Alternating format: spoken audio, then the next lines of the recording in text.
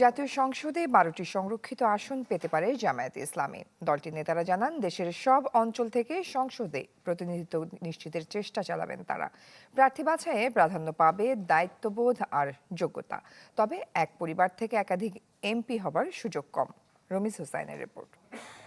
নতুন বাংলাদেশ গড়তে এলো জুলফিকার স্টিল। জুলফিকার স্টিল, ইস্পাত দৃঢ় অঙ্গীকার। ত্রয়োদশ জাতীয় সংসদ নির্বাচনে জামাতের বড় উত্থান দৃশ্যমান। প্রায় 32% ভোট পেলেও সেই তুলনায় কম আসনে বিজয়ী হয়ে প্রধান বিরোধী দল জামাত। অতীতের যে কোনো সময়ের চেয়ে ভালো অবস্থানে গুরুত্বপূর্ণ ভূমিকা রেখেছে দলটির নারী শক্তি। এবার সংসদের সংরক্ষিত নারী আসন ঘিরে পরিকল্পনা সাজাচ্ছে জামাত ইসলামী, যেখানে স্থান পেতে পারেন সাংগঠনিক অভিজ্ঞ, ত্যাগী এবং প্রাজ্ঞ নারী নেতৃত্ব।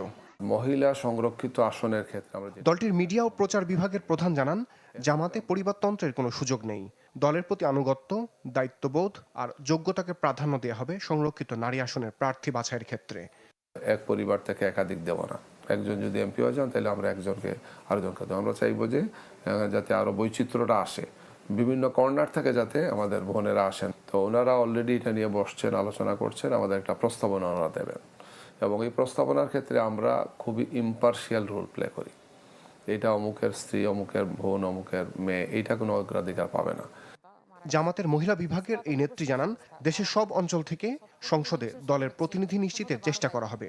এরই মধ্যে তৃণমূলের প্রস্তাবনা কেন্দ্রে পাঠানো হয়েছে, যার ভিত্তিতে দ্রুতই আসবে সিদ্ধান্ত।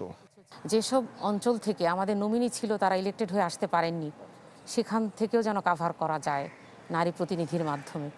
ব্যক্তির পারফরমেন্স, ব্যক্তির ডেডিকেশন, প্রয়োজন, প্রায়োরিটি এবং বেসিক তার কার্যক্রম সব কিছুকে সমন্বয় করে এখানে প্রস্তাবনা গিয়েছে আমাদের মহিলা বিভাগের পক্ষ থেকে।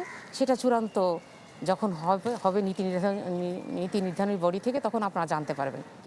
জামাতের প্রার্থী বাছাইয়ের ক্ষেত্রে ব্যক্তিগত পছন্দের সুযোগ নেই জানিয়ে দলটির এই নারী নেত্রী বলছেন, বিভিন্ন সংবাদ মাধ্যমে প্রচারিত তালিকা অনেকটাই অনুমান নির্ভর। এখানে কোনো পার্সোনাল চয়েসের কোনো সুযোগ নেই। রমিজ হুসাইন, চ্যানেল 24, ঢাকা।